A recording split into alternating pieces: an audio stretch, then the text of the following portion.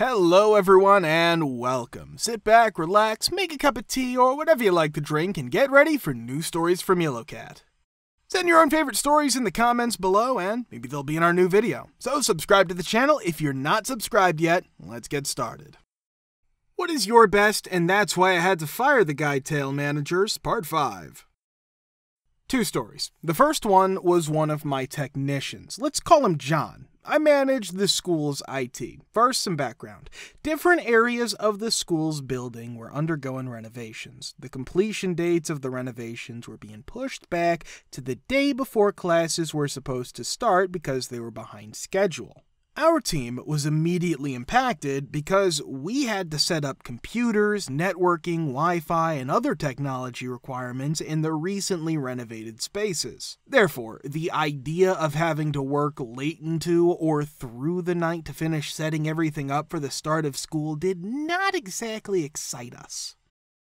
We had a meeting with the entire IT staff a week or so before classes started, and we were free to roam around the newly renovated area because we knew this was going to happen and wanted to discuss logistics and make a plan. Everyone was going to be busy getting things ready for school to start, from our office secretary to my boss. There's a fair amount of whining and criticism regarding the schedule and the idea that we were essentially being penalized for someone else's error.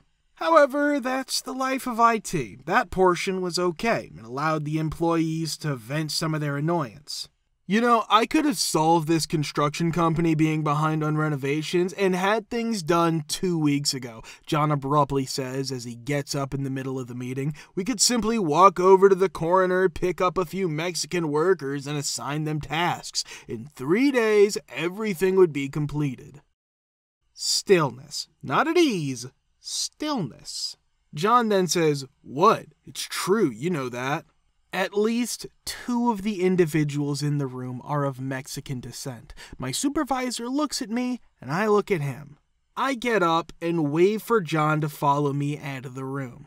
"John, why don't you come with me?" Fired him without warning. The worst thing was that he was genuinely unaware of his own mistakes. As if to defend himself, he just kept telling me I didn't say anything that wasn't true. We had to fire an intern once more. For the summer, we employ college students to assist with computer relocation and other general tasks so that our technical staff can concentrate on technical work. The intern, whose name I, for the life of me, cannot recall, began and would remain with us for the final few weeks of the academic year after returning home from his first year at college. We send him up to a classroom 4 days into his job with us to perform some basic laptop troubleshooting. It appears that there were problems when students tried to use the laptop. He then takes a seat next to the student, a female sophomore or junior who's between the ages of 15 and 16 and looks at the laptop. That's when he leans over to tell the girl that she smells wonderful. She tells her teacher that she felt uneasy. Teacher sends me an email. I speak with the instructor. Before the day ended, the intern was gone. I used to work for a prestigious internet company. I had just agreed to go internally from managing one team to being the lead on another. In my new position, I was responsible for leading a group of developers that maintained many of the company's online properties, including the corporate main domain fake.com.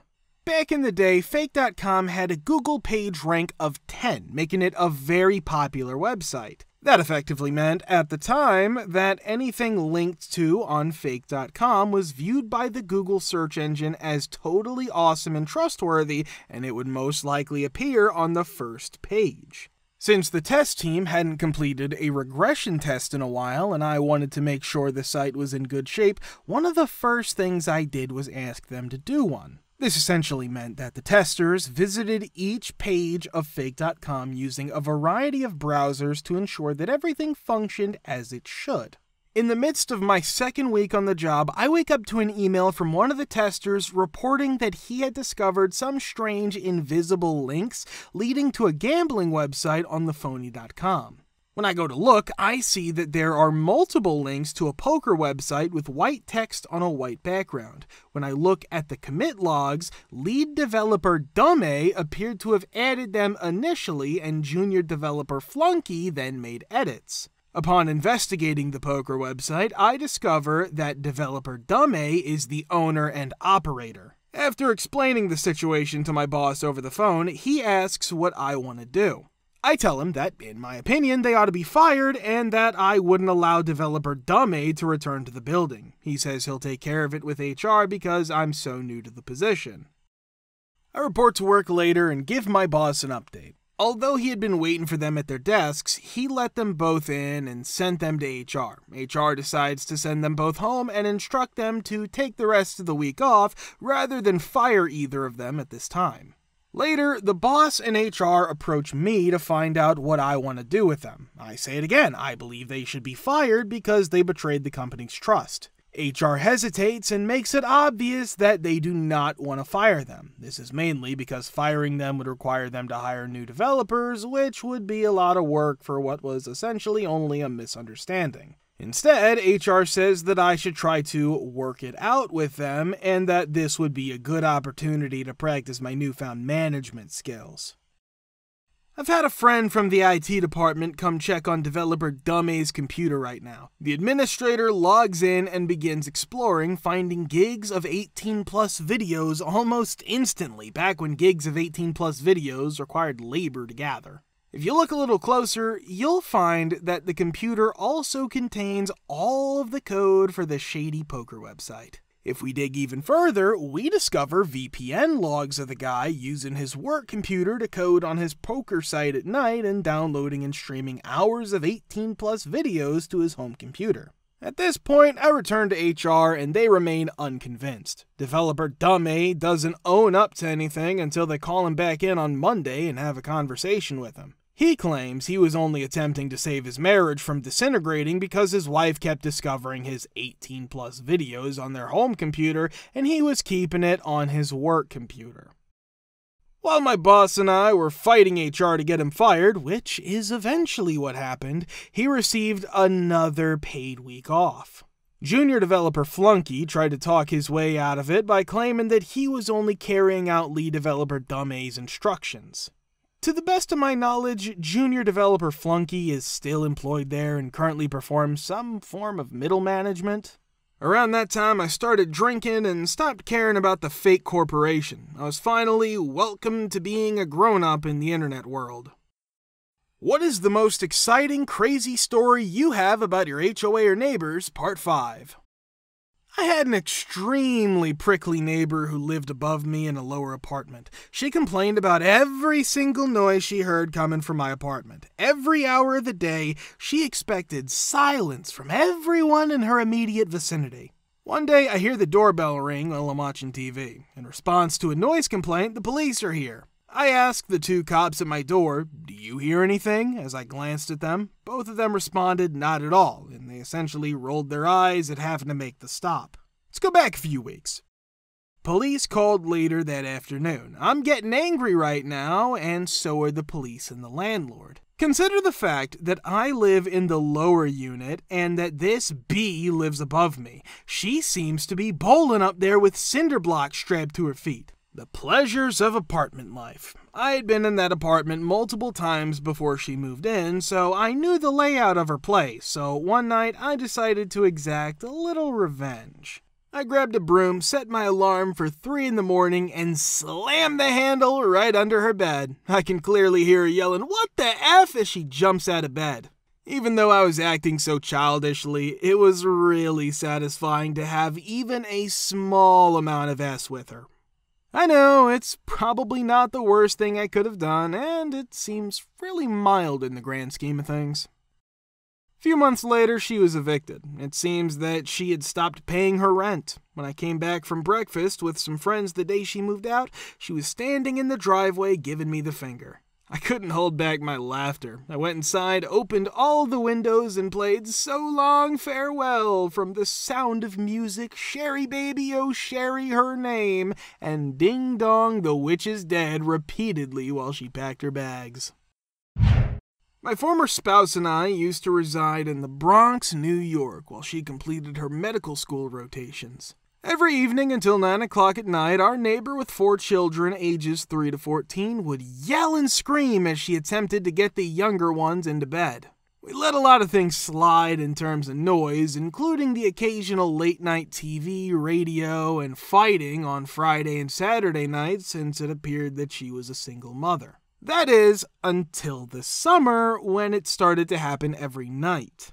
I made an effort to speak politely with them. She expressed regret the first few times, but after that she turned hostile and said something along the lines of, "What do you want me to do about it?" I even attempted to discuss this as a surefire way to be kicked out of her house with her older children. No F's given. I attempted to file noise complaints using the non-emergency police number, but it would usually take hours for them to show up. On occasion, the report would indicate that nothing was wrong when they arrived even the following day. When I finally had enough, I chose to overwhelm their wireless access point with Duth packets in the hopes that something would work. It accomplished far more than I thought.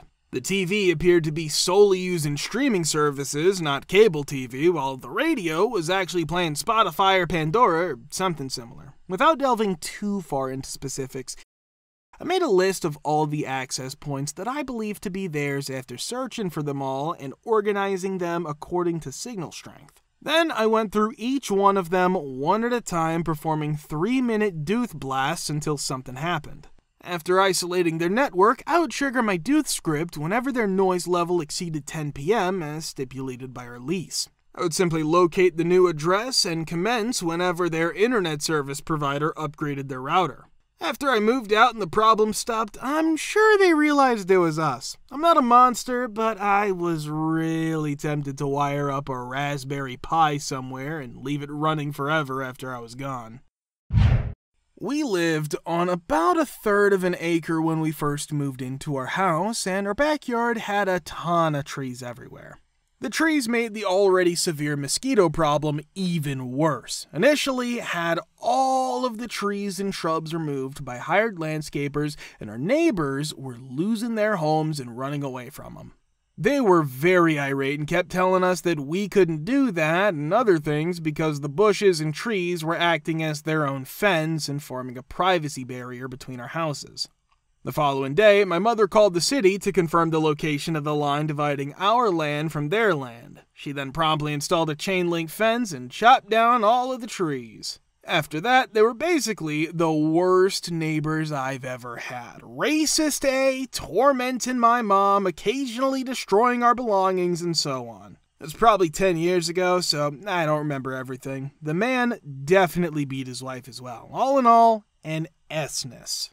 Mom had enough and called the property owners, claiming that they were really shady. Eventually, either the cops or the owner of the property showed up one day and discovered their shady behavior, at which point they were jailed for a few days or a week or so. I'm not sure why, since I was never a nosy child.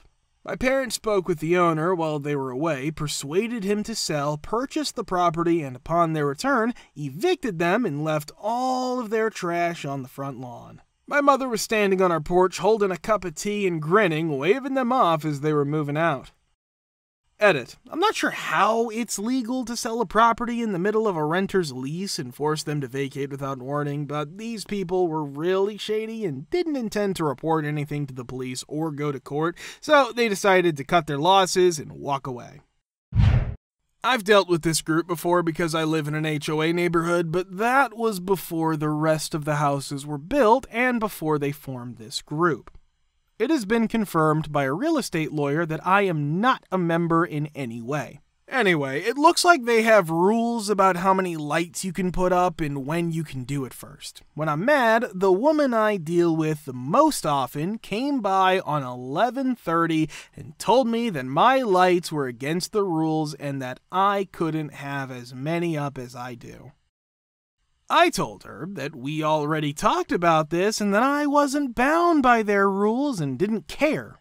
Because I liked the people in the neighborhood, I told her I wasn't gonna go all Clark Griswold on my house.